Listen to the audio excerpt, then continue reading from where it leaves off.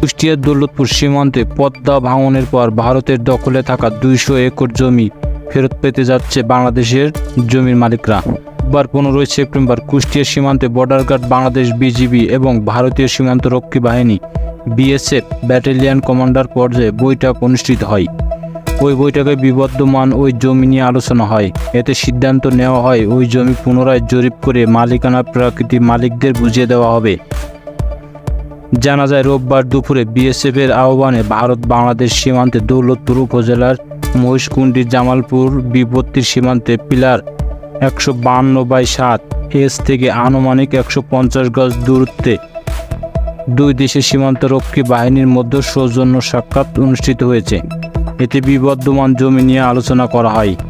এছাড়াও ভারতকে সীমান্ত হত্যা বন্ধে ও মাদক পাচার রোধের গুরুত্ব আরোপ করা হয়। এ বিষয়ে নিশ্চিত করেছে বিজিবি 47 ব্যাটালিয়ন অধিনায়ক লেফটেন্যান্ট কর্নেল পিএসপি মোহাম্মদ মাহবুব মোর্শেদ রহমান। তিনি জানান, বিবর্তমান জমি পুনরায় জরিপ করে প্রাকৃতিক মালিকদের ফিরিয়ে দেওয়ার সিদ্ধান্ত নেওয়া হয়েছে।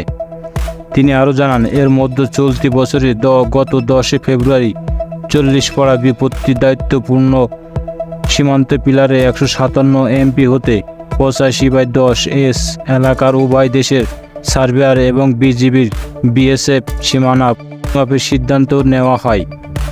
আলোচনা অনুযায়ী বাংলাদেশের জমি ভারতের অভ্যন্তরে আনুমানিক 200 একর এবং ভারতের জমি বাংলাদেশের অভ্যন্তরে আনুমানিক 40 একর বিদ্যমান রয়েছে।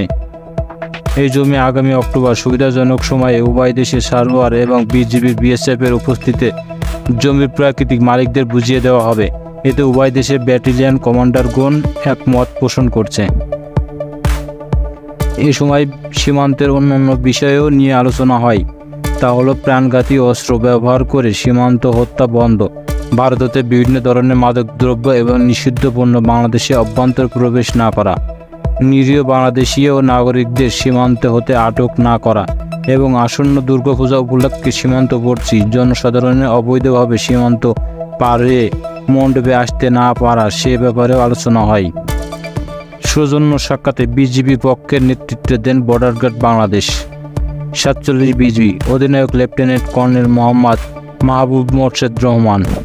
অপরদিকে বিএসএফের পক্ষ নেতৃত্বে দেন ভারতের সীমান্তরক্ষী বাহিনী বিএসএফের 146 ব্যাটালিয়ন কমান্ড বিক্রম দেব সিং। আলোচনা শেষে উভয় দেশের শান্তি ও কল্যাণ কামনা করা অত্যন্ত সৌহার্দ্যপূর্ণ পরিবেশে সৌজন্য সাক্ষাৎ শেষ করেন।